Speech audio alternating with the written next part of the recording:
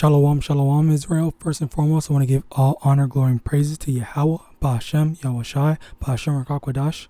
Double honors to the elders and apostles of Great Millstone, and shalom to the mighty Akim and Akwath out there who are diligently waiting to be delivered from this final captivity.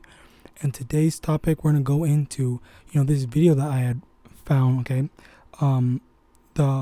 This elder had, uploaded this video, 1965 speech, If I Were the Devil, okay, and I was very surprised at, what the contents of it, okay, like, it's very, whatever, it was very, surprising to me, okay, and now I'm gonna play it, and you will see, a lot of things, back, that was said back in 1965, they apply so heavily, so fervently today.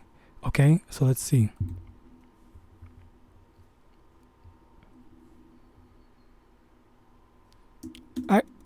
Psalm 64, verse 5 through 6. They encourage themselves in an evil matter.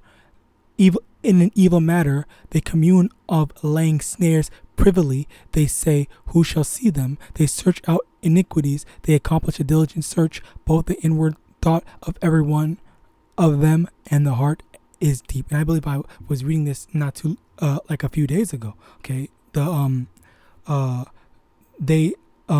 Edomites, they when they're in Slakia, in their whole system, a lot of the times that they have all these secret snares because they systematically oppress the Israelites, okay, and systematically in the sense of, I had made an analogy in one of my previous videos where I was talking about, say for example, we're playing a game of Monopoly, okay, and as the creator of the game are the Edomites, and they made the rules, okay, before the game started, and they say, okay, here's how to play and all this stuff like that, okay?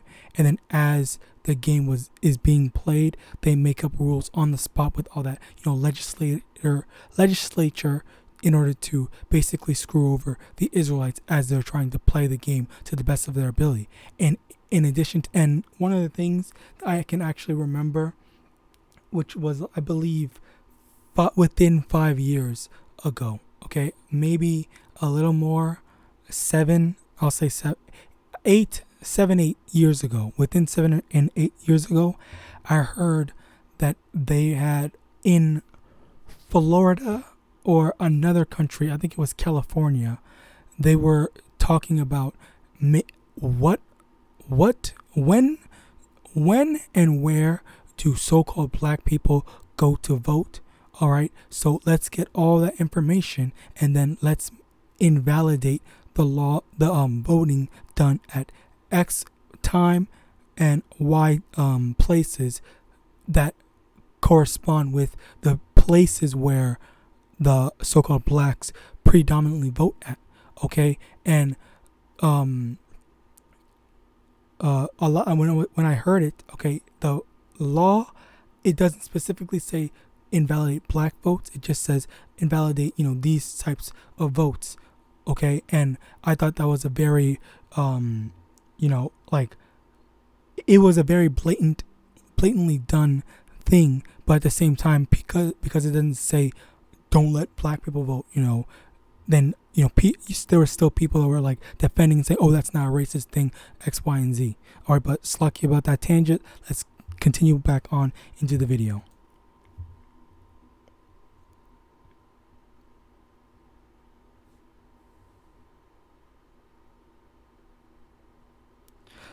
Psalm 64 and 8, so they shall make their own tongue to fall upon themselves, all that see them shall flee away.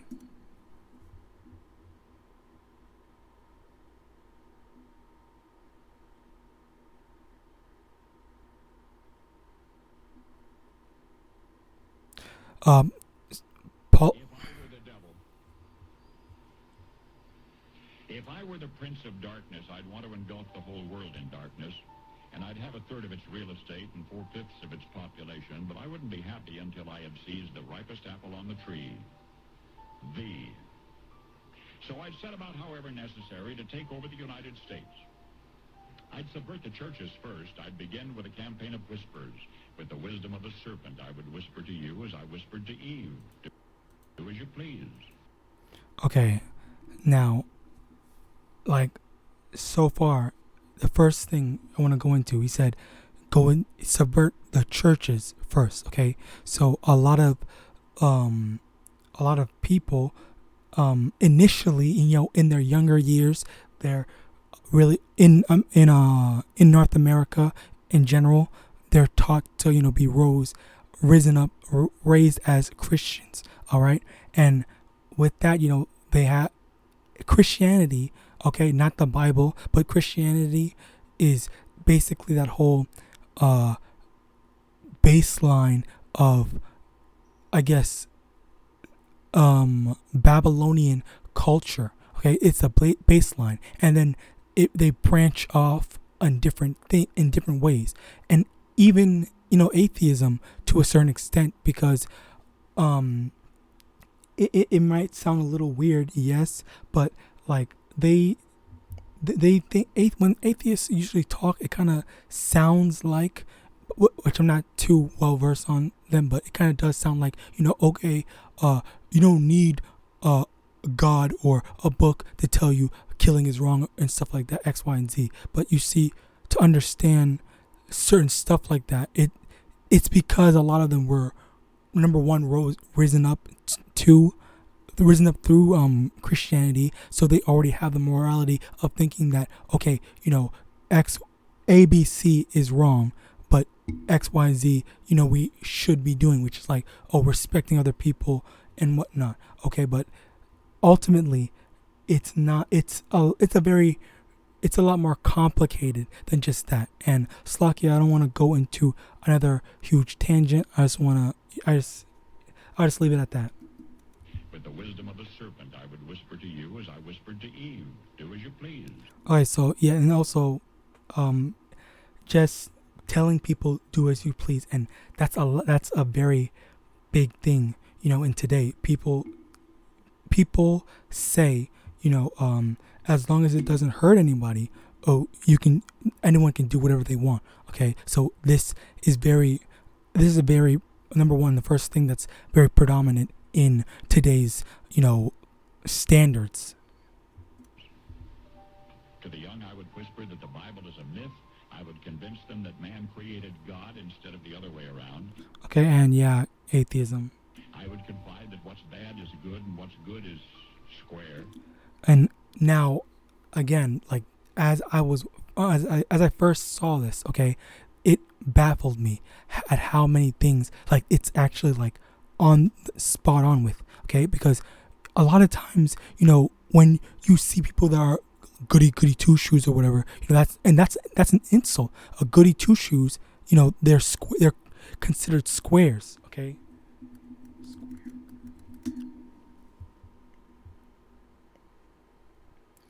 If the thing can load. But yeah, they say what's bad is good. They say, I'm bad. Being bad is cool. Being bad is good and whatnot. And now you're square, unexciting, unadventurous, mainstream, or dull, generally used in describing a person with such attitude or who plays it safe. Okay, historically derived from a person whose goal in life is to have 3 squares a day. Okay, well, yeah, basically, someone who just wants to live a normal, comfortable life, not going and doing stuff dangerous. Okay, which I've been watching a lot of videos talking about what women want in a man, and they say that, I want a drug dealer, I want a scammer before I want a guy that works a 9 to 5. All right, because all this, that's just a part of the whole squares are boring and whatnot. All right, and not even just women, but people in general, they tend to side more like that's all the cool kids are. All the cool kids, all the cool cats and whatnot, they're bad. All right, they smoke and whatnot. And the old I would teach to pray after me, Our Father, which art in Washington. I actually don't know what that means, but And then I'd get organized. I'd educate authors in how to make lurid literature exciting so that anything else would appear dull and uninteresting. now let's actually check what this is. Lurid.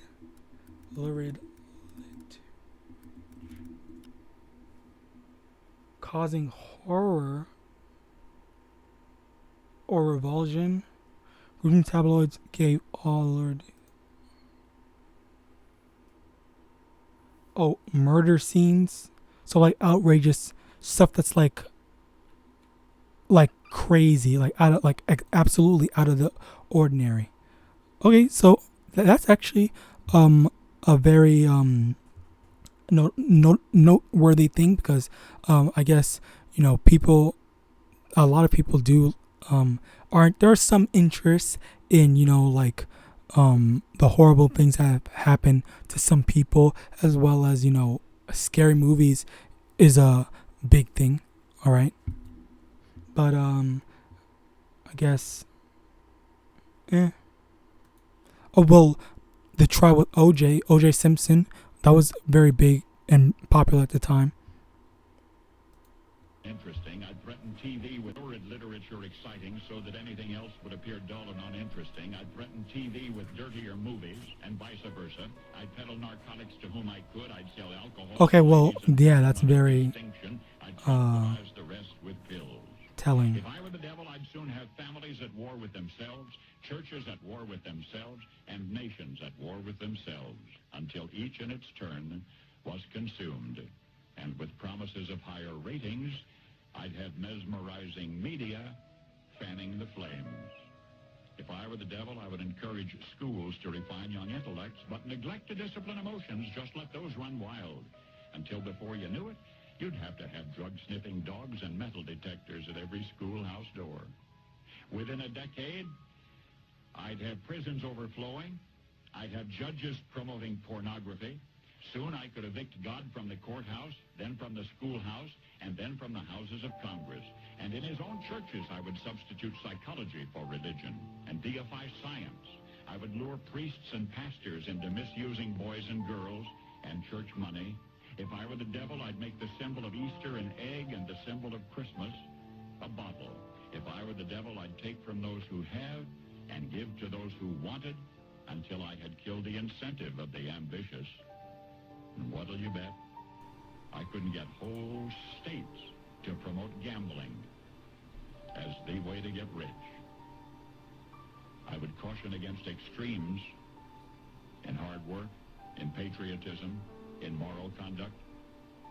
I would convince the young that marriage is old-fashioned, that swinging is more fun, that what you see on TV is the way to be.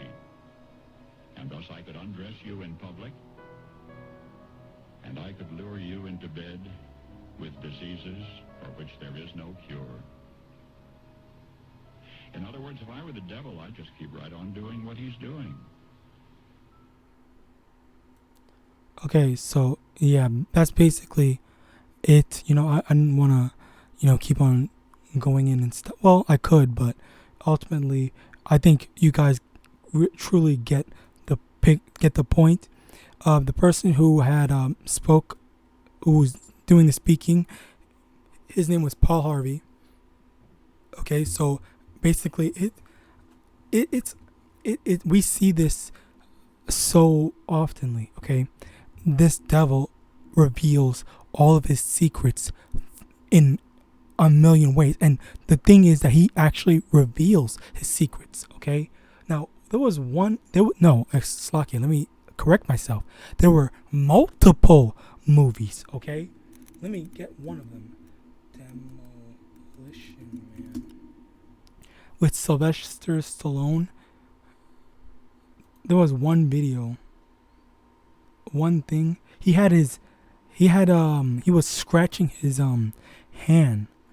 Okay, I don't want to. The crazy thing is, I don't want to show anything because I don't want to get this video taken down. But I recommend checking Demolition Man.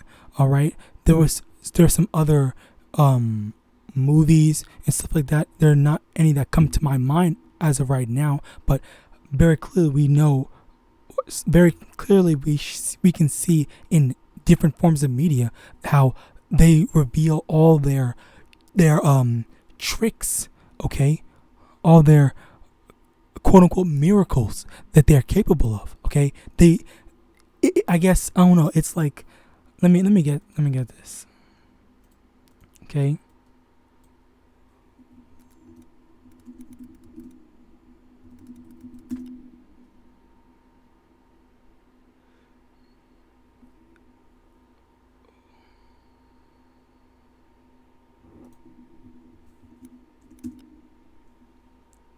Slakia, Obadiah, yeah. Now, Obadiah chapter 1, verse 3, okay? The pride of thine heart hath deceived thee.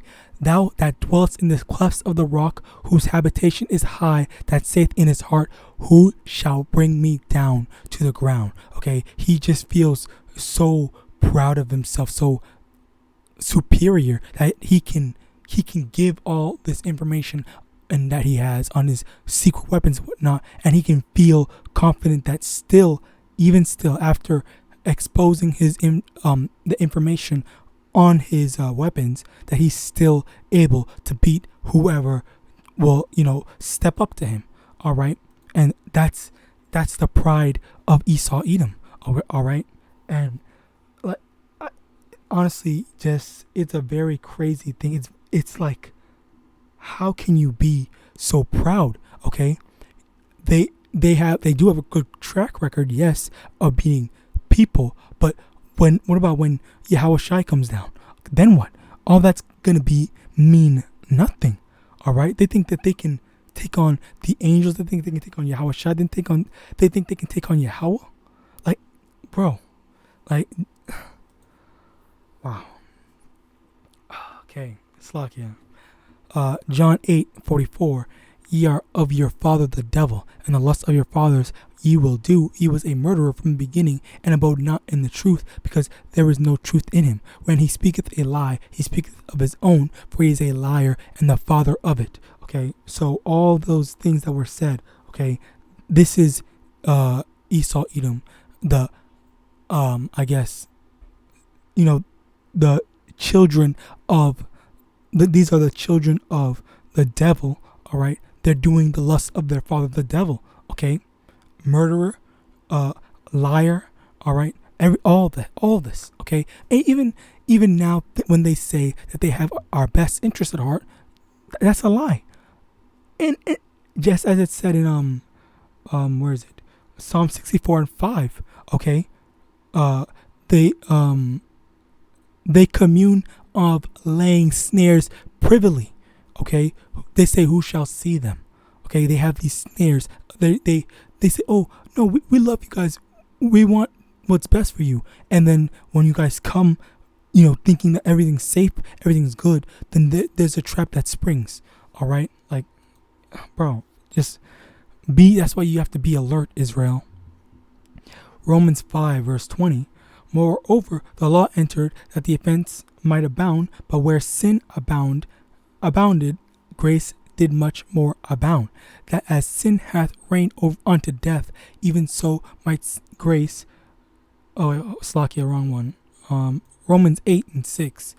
For to be carnally minded is death, but to be spiritually minded is life and peace. Okay, so we have being carnally minded. If we're living that carnal lifestyle, we're thinking carnally, we're choosing to side in the carnal side of things, not choosing the spiritual side of things. Okay, following after the words and the powers of the Most High Yahawah. Okay, that's where we're gonna be led to death. Okay, being carnal and then being spiritually minded. Okay, let me get another precept on that.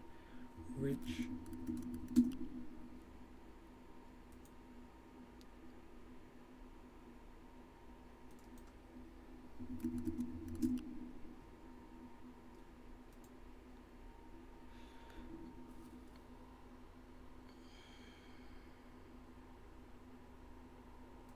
Okay, perfect. Luke chapter 12.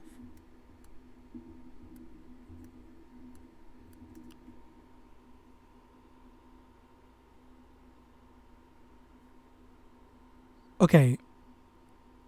Luke chapter 12, verse 19. And I will say to my soul, soul, thou hast much goods laid up for many years. Take thine ease, eat, drink, and be merry. Okay, so just quick context. This is a parable of a rich man who had a whole bunch. He set a whole bunch up. He had a bunch of storehouse with a bunch of food, and like he was just gonna be good for like, he had basically like a lifetime's worth of food. Okay, and he was rich, and he didn't have to worry about anything. Okay. Now verse 20, but Yahweh said unto him, thou fool, this night thy soul shall be required of thee. Then whose shall those things be which thou hast provided? So now he had a lifetime's worth of food, but right after he set it all up, laid it all up for himself, okay, the Most High said, okay, your life is required now. You're going to die now. Like all that preparation was for nothing. Okay, verse 21, so is he that layeth up treasures for himself and is not rich towards Yahweh. So if you are rich carnally, okay, you're not rich towards the Most High Yahweh, okay, this is what's going to happen. You're not going to be able to fully enjoy that. Okay, you should be, working. Yes, you have to work a 9 to, not just, I guess, saying it in a parable type of sense. You have to work a 9 to 5 in order to make money to have food and shelter and whatnot in a carnal way, in a carnal sense, and that's okay. But if you are spending all your extra time still working and trying to make more carnal money, okay, then you're gonna miss out on your opportunity to make spiritual money, which spiritual money is putting in, clocking in the hours, going out on the highways and byways, making videos and whatnot in order to it's basically the same way that you have a job for carnal reasons. You have a job for spiritual reasons, as in you get on the good side of the Most High, and then the Most High will reward you for your hard work the same way you would get rewarded for working an actual carnal normal job. All right, and if you put in a lot of hours with the Most High, then of course your reward is going to be great. All right, so obviously you need to have faith. Slakia, let me rephrase that. You need to understand that yes, it is important to have to work a normal job, but on your free time, are you putting in the time towards the Most High that you need to do? All right. And with that, I hope this lesson was edifying, especially with this video. Okay, this is more so, not only are we telling you ahead of time what to look out for, but they are snitching on themselves what they have planned for you. And if you just want to turn a blind eye or ignore all these warnings, not only from us who care about you and love you as brothers and sisters, but if you're also going to ignore the warnings of the enemy, then there's nothing else to say for you. Like, you're just done. All right. And I want to give all honor, glory, and praise to the Most High Yahawah, Bahashem, YAHAWASHI, Bahashem Rakakwadash. Double honors to the elders and apostles of Great Millstone. And with that, I want to say Shalom.